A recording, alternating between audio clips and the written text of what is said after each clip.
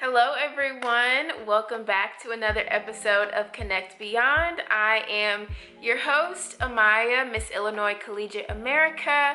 This is going to be the season finale. I didn't tell you that. Oh, really? I'm the special guest for the season Yes, finale? Wow. yes, Well, you thank are. you. I feel so privileged and honored. So thank you. Okay. We are wrapping up on this amazing series of talking with teachers and educators to see how they've been able to connect in a educational environment virtually and being hybrid, and also seeing how they're combating bullying. This week is a little bit different because we have someone who I am very familiar with.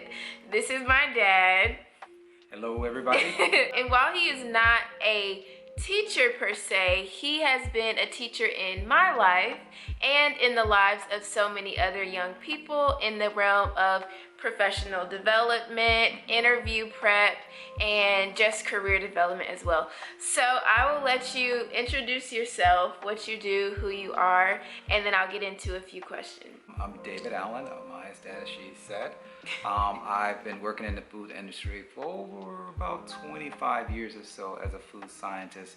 But doing my part-time stuff, I guess you can say, I just absolutely love mentoring young folks and getting them to understand who they are and what they want to be, and understanding the college choices that they want to make, and just navigating through high school. So that's who I am in a nutshell.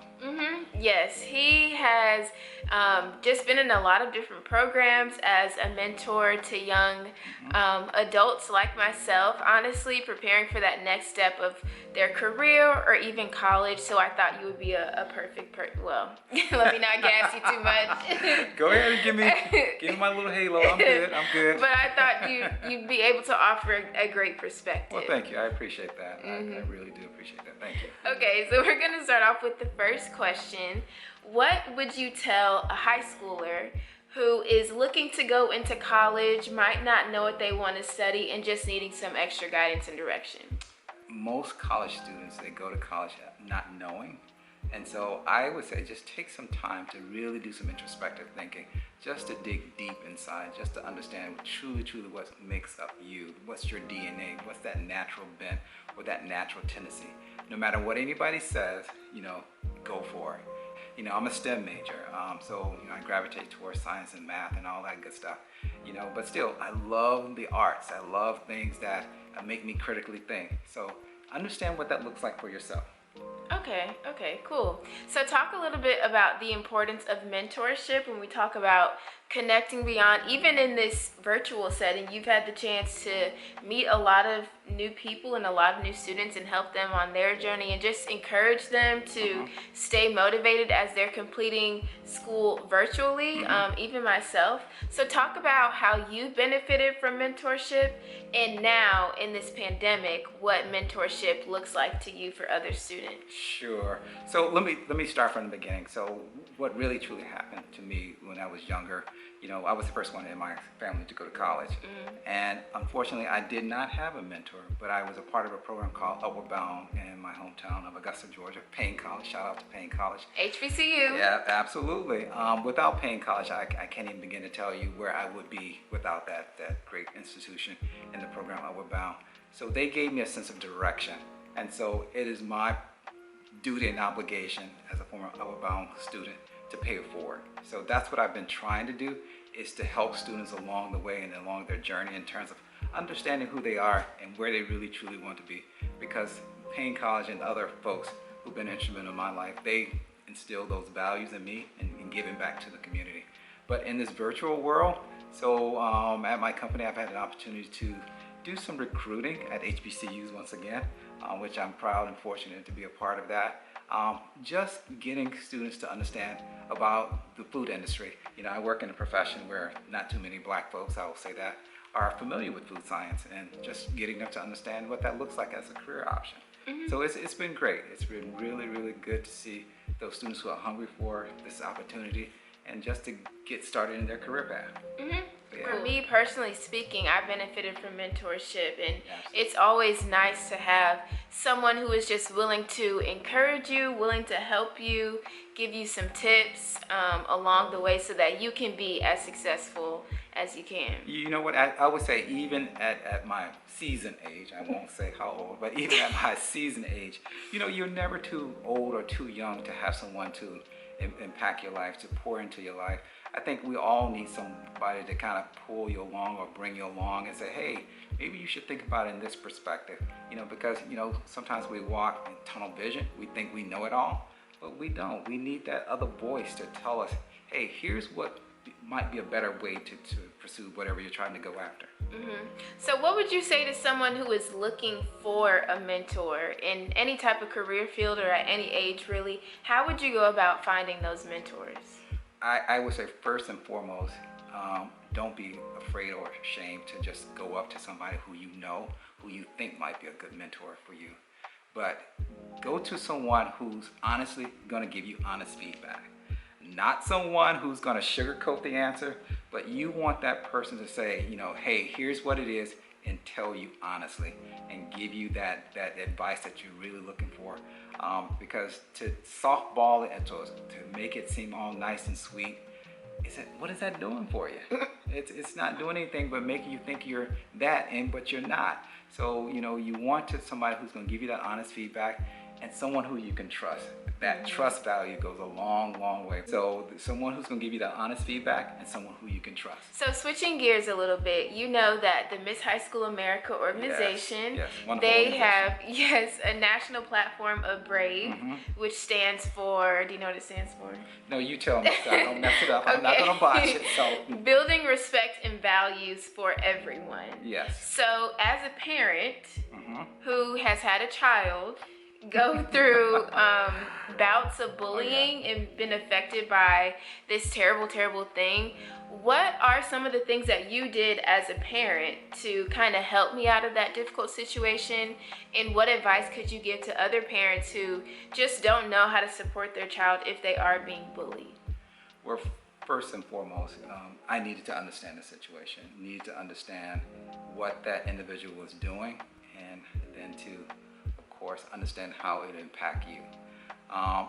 If we needed to, of course, at the time, we would have gotten you professional help. But your mother and I, we were fortunate enough to kind of help walk you through it, and we listened to the pain it caused you. And then the next step for us was to, of course, go to the schools and talk to the school administrator and say, hey, this is what's happening and it's unacceptable. We need to do something about it. Not tomorrow, but now. And so we were very adamant about taking action and getting out there and just talking to the school and saying, hey, our child is being affected. This individual has been causing her harm, and here's what it looks like.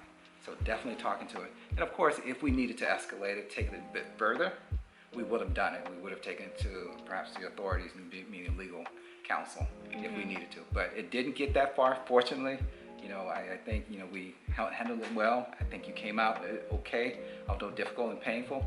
And unfortunately, the persons that bullied you, they had some family issues that were going on at home that, I empathize with, but still, it's wrong. I think that respectful environment really starts at home. Absolutely.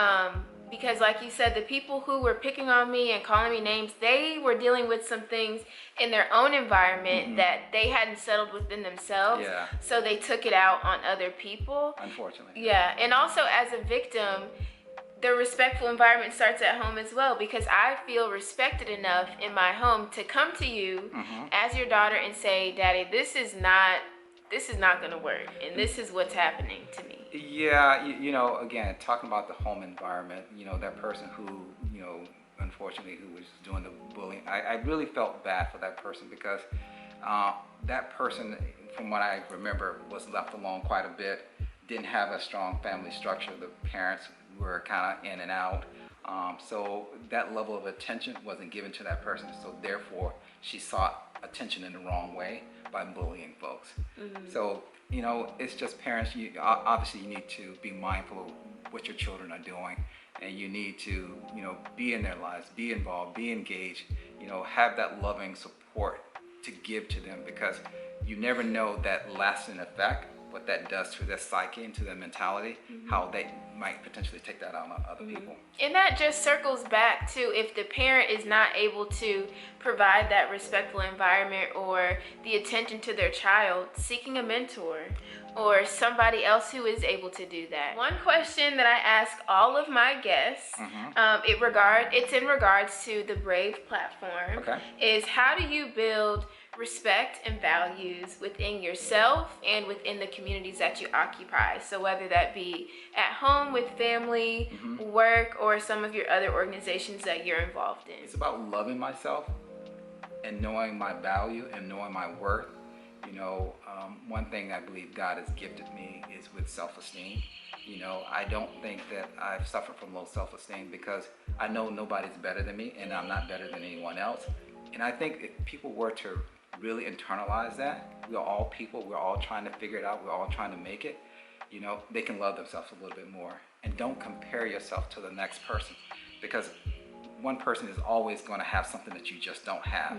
And so it's an unfair advantage. So don't do that. Really, it's about caring for others. You know, if you care for others, then others people see that you care. Then there's a mutual kind of respect in a sense, because you know you're not being superficial. You know that you're giving of yourself, and I think in terms that kind of rubs off, and people see that you're a good person. You're genuinely there for them, and I think that builds a wholesome and respectful environment. It's just by being a part of the community and contributing in a helpful way, and not trying to tear anybody down, but always building someone up. You know, and that's what I try to do in terms of what I do in terms of mentorship. You know, it's always building that inner person up, letting that person know that, hey, you are good. You know, hey, there's some things over here you might need to work on, but who doesn't have something that they don't need to work on? Everybody does. So don't look at that other person and say, hey, I don't have this, I don't speak this way, I don't have the nicest clothes. You know, it's okay. Period. Period. What does that mean? Period. Does that mean I'm done? Period means nothing else to say. You said it all. Well, Dad, thank you for joining me on Connect Beyond, being my final guest, wrapping out this series. I really appreciate it. I feel a little bit touched, a little bit Okay. Anyways, tell people how they can find you and reach out to you. Sure. So I have my own personal Instagram page that someone helped me to develop. It's called Styling with Purpose. It's on thedavid.allen, where I showcase my sense of love of fashion with a purpose behind it. I'm just not trying to show you what I'm wearing, but I want you to see the inner person and why I chose what I chose. And I'm trying to say, hey, here's what this means to me, and give you a positive outlook on life. I want to showcase the fact that men my age, you don't have to settle for the blue shirt and the Dockers. You know, hey, pick yourself up, put on something that looks nice. You know, step out a little bit, get out of your comfort zone, and style with purpose, style with intentionality. Yep, purposeful content. That's our goal here. Exactly. So thank you everyone for tuning in and showing love for Connect Beyond. This is not the last time you will see me on Connect Beyond, so stay tuned for one more episode, extra special. But for now, this has been Connect Beyond. Oh, thank you. Can I get a hug? Yes. Thank you for allowing me to come on. I appreciate it. No problem. No problem. See you later, guys. Take care. Bye.